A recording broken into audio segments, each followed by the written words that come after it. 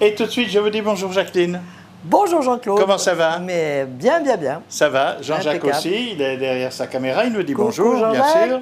Bonjour. Et voilà, et nous sommes repartis pour la 41e émission ici à la Treille à Moncheron, chez Jacqueline Rosset, mesdames et messieurs, qui aujourd'hui nous a préparé... Alors, des croquettes de fruits de mer, pour suivre des côtelettes au four à la crème. Au four, directement. Au four, ah oui, ça sera très simple, mais justement une recette différente. Et on termine par Et le on repas comme termine ça. par un petit flan à la rhubarbe. Ça c'est bon, vous savez, puis la rhubarbe, excellent, bien sûr. Hein? Surtout si vous avez un jardin, sans ça il y a les marchés, pas de Provence, mais de chez nous, qui vous accueillent, bien sûr. Alors Jacqueline, on va commencer tout de suite. Alors, par les quoi? croquettes de fruits de mer. Les croquettes de fruits de mer. Alors, nous avons tout d'abord 50 g de petites crevettes roses, comme pour les cocktails, 50 g de vongole, 50 g de moule. Là, j'ai pris du surimi, là, j'ai pris trois bâtonnets. Il y en a qui ont des plus petits bâtonnets. Ça lie aussi, c'est l'avantage. Ça a le goût et ça lie. Aussi, là, environ 20-30 g de chapelure. On verra quand on mixe, hein, si on en a besoin ou pas. 2 œufs entiers. On a fait quelques fines herbes. Alors, vous prenez un petit peu ce que vous avez. Hein. Là, j'ai pris du thym citronné, de la ciboulette, un petit peu de coriandre haché. On a du gingembre, hein. J'aime bien le gingembre avec les fruits de mer. 2 échalotes hachées, de la bière, de la farine, là j'ai mis 50 g, et on verra d'après la densité, hein, du mélange. Le poivre, de l'aromate, de la poudre à lever, de l'ail, environ 1 gousse et demie, 2 gousses. Là j'ai pris un petit peu de pâte de curry rouge. C'est une pâte qui elle est douce, hein, c'est vraiment pas trop fort. Et un petit peu de purée de tomate pour lier aussi et pour la couleur. Et maintenant, tout simplement, on va tout ça mixer. D'abord, les surimi, enfin c'est égal dans l'ordre. Hein. On va d'abord mettre les fruits de mer, le surimi de crabe, ouais, les 50 g de vongole, les 50 g de crevettes, les 50 g de moule. Eh bien, dis donc, ça fait de belles couleurs. Ça. On va mettre les 2 œufs, hein, ça va lier en même temps. Oui. Voilà, les gros objets sont loin. Alors, Très pratique ce mixeur. ouais, tout à fait. Là, on va mettre les herbes. Oui. Toutes les herbes. Il m'en manque. Ah ben voilà, elles sont là. La ciboulette. Ça, c'est au choix de la Oui, c'est un petit peu, voilà. Là, j'ai mis le thym citronné. On peut mettre de la coriandre, on peut mettre plein de choses. Hein. Ou du cuisinier, parce qu'on est pour les qualités des Oui, tout à fait. L'échalote, le gingembre, l'ail. Là, alors, je mets un tout petit peu d'aromate, mais hein, on reverra par la suite. La levure, donc la poudre à lever. Hein. Ça, c'est la pâte de curry. Et on a encore la petite noisette de concentré de tomate. Ça, c'est plus pour la couleur. Hein. Oui. Voilà, on va déjà mixer ça. Et puis, on verra après avec la levure de bière, la farine et la panure. Il faut que ça soit une belle pâte. Ça va très vite en réalité. Oui, avec ça, ça va vite.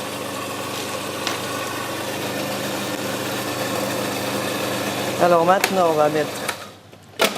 Voilà, mais ça va encore mettre un peu plus de pâte après. On va mettre la C'est déjà panure. pas mal en pâte, hein, Ouais. faut dire.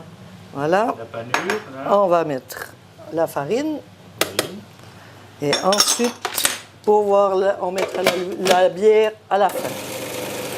Donc le mieux, c'est de la laisser reposer après une bonne demi-heure, voire un demi-jour, il n'y a pas de problème. Ah d'accord. Parce que comme on a mis la levure de bière, hein, Oui, il faut le temps que ça prenne. ouais, enfin pas la levure de bière, la poudre à lever. Hein. Oui. Là, on va faire un peu les bords. Vous Bien, voyez, c'est là, après, hein. là c'est une belle consistance. Puis on va mettre quand même un petit peu de bière aussi pour faire lever Voilà, je crois que ça suffira. Oh, il n'y en a pas beaucoup. Non, il n'y a pas besoin de beaucoup. D'accord. Ça, il y a plein de goût et on n'a encore pas mis le poivre. Alors là, en dernier moment, on va mettre le poivre dans le trou. Et voilà, quelques tours de moulin à poivre. On va passer nos croquettes dans l'huile, donc l'huile bien chaude. Hein. J'ai rajouté, par rapport à la recette, un peu de farine, hein, parce qu'il faut voir, c'est à vous à en faire une pour essayer. Si elle n'est pas assez compacte, vous rajoutez un peu de farine simplement. Alors moi, j'en ai rajouté un peu. Et maintenant, vous prenez 2 cuillères et vous faites des navettes, c'est ce qu'il y a de mieux. Hein.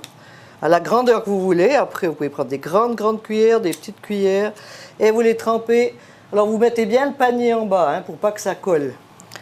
Il ne faut pas en faire trop à la fois non plus. Hein. Voilà. Et il faut les poser délicatement. Délicatement. Comme ça, elle va moins coller. Hein. Et puis ça peut faire une entrée, hein, une jolie petite entrée avec une salade verte. Ou alors un repas du soir.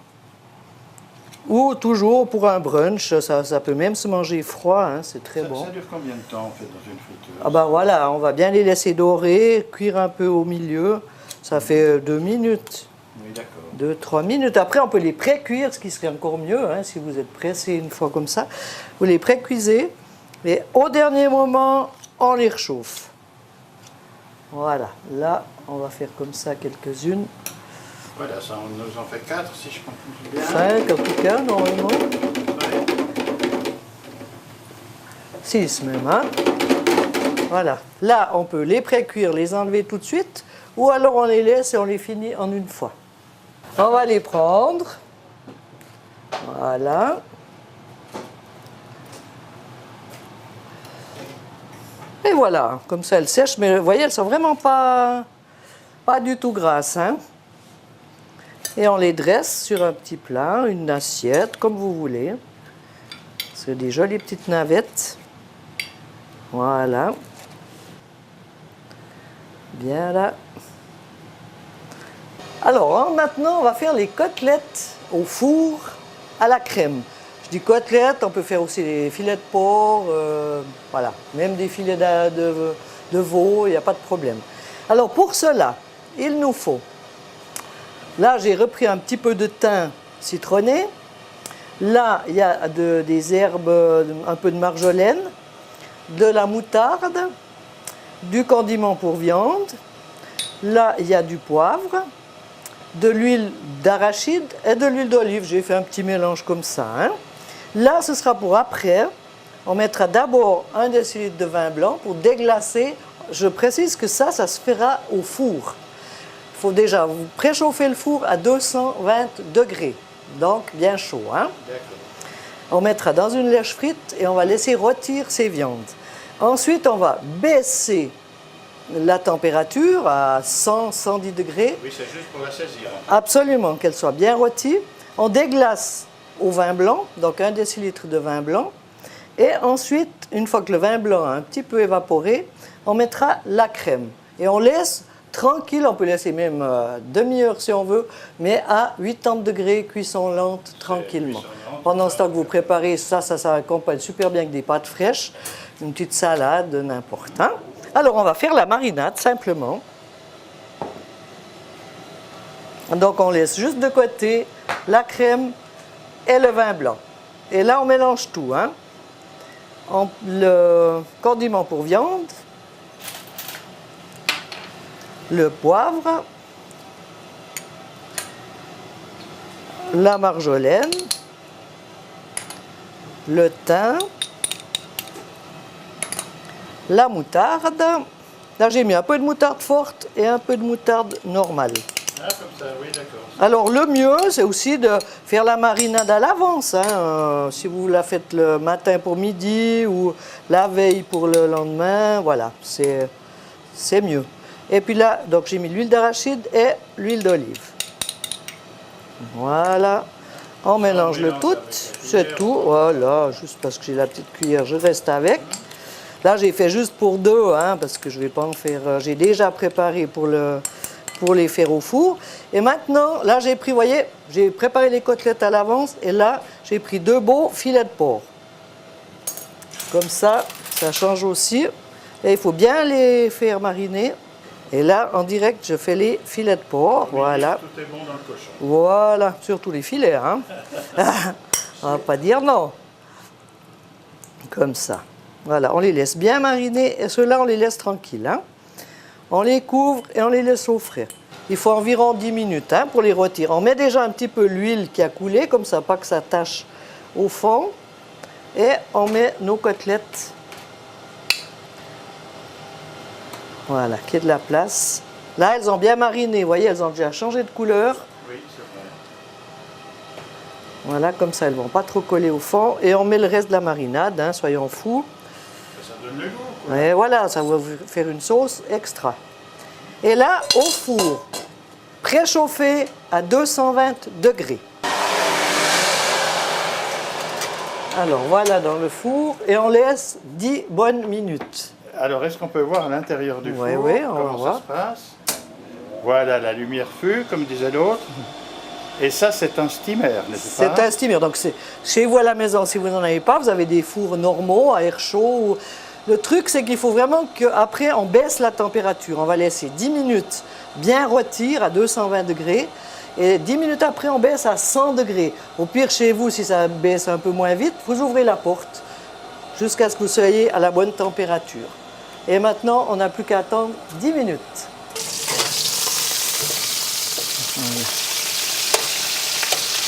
On les tourne une petite fois. Et on les laisse encore 2-3 minutes, hein, qu'elles bronzent bien. On va faire des flancs à la rhubarbe. C'est très simple, c'est vite fait, c'est pas compliqué. Il nous faut pour ça 500 g de rhubarbe. Il nous faut des feuilles de gélatine, 6, 7, 8 feuilles de gélatine, de la crème fouettée, des petits spéculoos, là je les ai émiettés, de la cannelle et 150 g de sucre, 2 décilitres d'eau. Alors on va commencer, bon je vais juste vous montrer peut-être pour ceux qui ne connaissent pas trop la rhubarbe, mais je pense que tout le monde la connaît, juste enlever les fils, hein, l'éplucher, mais enlever les fils, les filocher. Oui, on dit plutôt ça. Voilà. J'en ai gardé une exprès pour vous montrer. Oui. Voilà. Mais là, elle est belle, hein, elle est toute fraîche. Voilà, ça part tout seul. Et ensuite, on la coupe en petits carrés et on va la mettre dans la casserole. Ça me court après, voilà. On la coupe en deux, celle-ci elle est grosse. On va les cuire 3 minutes dans l'eau. On va mettre les feuilles de gélatine dans l'autre eau froide, je précise, froide, que j'ai préparée là. La gélatine ne se met jamais dans l'eau tiède ou l'eau. Alors, après, dans l'eau, il faut que ça cuise pour qu'elle prenne. Mais d'abord, la ramollir toujours dans l'eau froide. Hein. Voilà. Comme ça, on la laisse même 5 minutes, c'est bon. Hein, la gélatine, il n'y a pas de problème. Là, elle colle parce que j'ai les mains un peu mouillées. On va la laisser comme ça. Voilà. Et maintenant, on va passer à la casserole pour cuire notre rhubarbe. On a nos 2 décilitres d'eau. Voilà. Le sucre, 150-200 g de sucre. Si les gens aiment un peu plus, ça dépend aussi de l'acidité de la rhubarbe. Hein. On va mettre la cannelle, une cuillère à soupe. Et directement la rhubarbe dedans. Et on laisse cuire 3 minutes, 3-4 minutes, qu'elle soit juste bien ramollie. Alors voilà mes côtelettes qui ont cuit. Oui, on n'a pas perdu de temps. Qui ont bien rôti. Un petit peu le dessert, alors, Et là maintenant, on va déglacer avec le décilitre de vin blanc. Voilà, vous voyez, ça va déjà s'évaporer. Et on baisse la température à 110 degrés. Voilà, 100, oui, mais 100, 110 degrés, pas de problème. Même 100, ça suffit. Oui. Alors, vous voyez, le vin blanc a bien diminué. Oui, c'est vrai. On va les retourner une fois. Comme ça. Voilà. Et ça sent, Ça sent bon, ouais, avec la marinade, ça sent super bon. Voilà. Dans le là. steamer, soyez pas étonnés, mesdames et messieurs. Il s'éteint tout seul. Il s'éteint très rapidement, c'est pour l'économie d'énergie.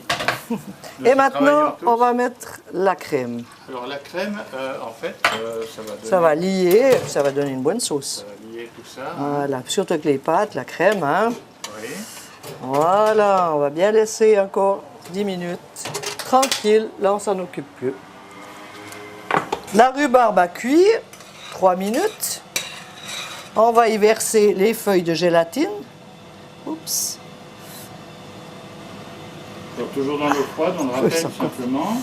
Allez hop, Combien il y a de voilà. feuilles là? Il y a 8 feuilles. D'accord, ça fait pas mal. Hein. Ouais. Ah, mais elles ne veulent pas venir, elles Oui. sont encore vivantes. Ouais. Voilà. Alors on brasse bien, hein, qu'elles chauffe bien. Et ensuite on va mixer la masse. D'accord. Alors là, Voilà. on a ou le mixeur ou le robot. Oui, alors moi j'ai pris le mixeur plongeant parce que voilà, c'est plus simple, c'est une petite quantité. Hein. Voilà la masse. Et on va la mixer. Je pense qu'on va mettre directement dans le bol. Ça va refroidir un peu plus rapidement que dans la casserole. Et on a pris là le petit mixeur plongeant. Hein.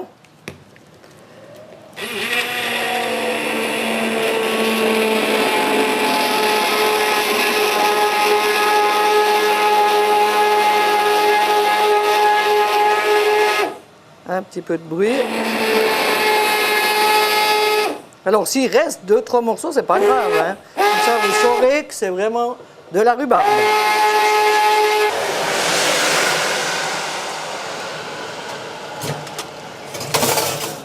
Voilà, et la sauce, elle lie un peu en même temps. Hein. Elles sont super belles. Là, j'ai fait une petite ratatouille, hein, c'est juste pour la déco. Ce qui va bien avec ça, c'est quelques pâtes. Tagliatelle. Des petites tagliatelles fraîches, simplement avec un peu de beurre. Voilà. Comme ça. J'adore l'art de tourner la fourchette, la grande fourchette, à chaque fois pour les tagliatelles, pour que ça fasse. Que ça fasse un Voilà. peu décor. Voilà. Ouais. Et puis nos côtelettes. Qui ont bien rôti en même temps. Hein. Là, et on va y mettre de la sauce. Oui, parce que On a une bonne sauce, on va la mettre. Hein. Voilà. Et voilà les côtelettes, ou au filet de porc, hein, comme j'ai dit, à la crème. C'est un très Au joli four. plat. Bon, et les côtelettes sont tendres avec ce système. Oui, de cuisson. voilà, ça vient pas sec. Alors, on va passer à la suite du dessert. Voilà. On a laissé refroidir la masse à rhubarbe. On a incorporé la crème fouettée. Et ensuite, on a mis dans une verrine. Donc, dans les verrines, on a mis un petit peu de poudre, on va dire, presque de poudre de spéculoos, hein, au fond de la verrine. On remplit une... vous voyez, après vous prenez les verrines que vous voulez, hein, la masse, et une fois refroidie, ça tient bien, hein, avec grâce aux feuilles de gélatine. On va juste faire un petit déco quand même, un petit peu de crème Voilà, ça c'est très pratique. dessus. Quand même, c'est bon, bah. Voilà, c'est plus simple. Un petit peu de cannelle, vu qu'on a fait à la cannelle. Et voilà, avec les petits biscuits spéculoos, une petite assiette de flan à la rhubarbe. Et bien voilà pour notre menu d'aujourd'hui dont on vous rappelle l'entrée, mesdames et messieurs, que vous voyez maintenant sur notre image. Les beignets de fruits de mer. Alors là, il y avait un peu de moule, il y avait... Des moules, des crevettes, des vongoles, du surimi. Et puis on peut ajouter ce qu'on veut, évidemment. Absolument. Hein, du crabe, Absolument. Même du En poisson. tout cas, c'est bon. Et puis après, le plat principal que nous avons fait ici au steamer, mais qu'on peut faire au four si on n'a pas de Tout steamer. à hein. fait, tout à fait. Et c'est Les côtelettes au four à la crème. Et c'est bon, je vous le garantis, il faut un peu de temps, mais c'est bien, c'est sympa. Et puis un peu de temps aussi pour le dessert, mais qui se fait relativement vite quand même. Oui, Hein. oui, il faut juste laisser refroidir pour pas que la crème Qu'est-ce que tourne. c'est de la rhubarbe? Alors, de la rhubarbe, simplement de la rhubarbe, de l'eau, du sucre et de la crème. Ben voilà, et un tout peu ça de c'est cannelle. bon. Hein? Flan Jacqueline, à la rhubarbe. je ne savais pas que nous aurions, n'est-ce pas Jean-Jacques, 41 rendez-vous comme ça. Non, non, mais c'est bien. Mais on reviendra. On reviendra à la Treille, à Moncheron, chez Jacqueline Rosset, où vous êtes invités, mesdames et messieurs, mais vous êtes aussi invités à nous regarder plusieurs fois dans cette émission que nous faisons pour vous au Fingol. C'est un bon titre hein, quand même. Hein. Eh oui, ça dit tout. D'accord. Merci Jacqueline en tout cas pour tout. Merci Et Jean-Claude. puis à la prochaine, mesdames Merci, et messieurs. Jean-Jacques. Merci de votre fidélité et de votre amitié. Et bon appétit.